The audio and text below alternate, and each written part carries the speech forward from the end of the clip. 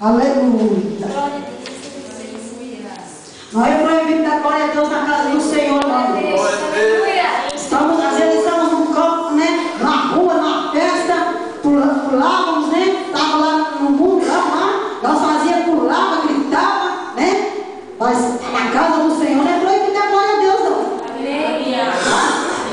Levanta-te e santifica, ó povo, diz, santificai-vos para o amanhã, porque assim diz o Senhor Deus de Israel. Santificai-vos, apenas esse versículo da palavra de Deus.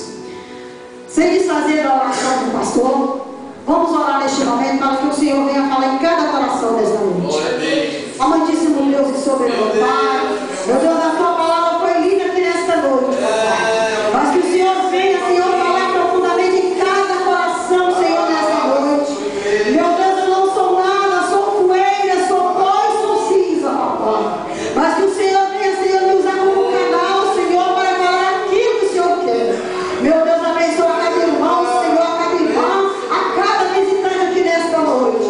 Meu Deus, dá vitória a cada um. Unge, Senhor, a nossa mente e nossos ouvidos nesta noite. Que essa palavra, Senhor, venha falar comigo e com a tua igreja, papai. Em nome de Jesus. Amém. Podem aceitar em nome de Jesus. Santificai-vos, levantai e, levantai, santificai, porque amanhã o Senhor fará maravilha no meio de vós. Mas para nós alcançarmos essa santificação, irmãos, precisamos de ter um objetivo na casa do Senhor. Não só na casa do Senhor, como nos nossos lares, nas nossas vidas, no cotidiano, no dia a dia. Levantai e santificai. Por que santificar, irmãos? É santificar a nossa vida diante de Deus, santificar a nossa vida, né? Na casa do Senhor, no íntimo do nosso coração. Levantar. Muitas vezes estamos de cabisbaixo, sem saber por onde que vamos. Mas a palavra de Deus diz assim: levanta-te, levanta a cabeça nesta noite, levanta, porque maravilhas o Senhor fará. Ele fará, Ele faz maravilhas no meio de vós.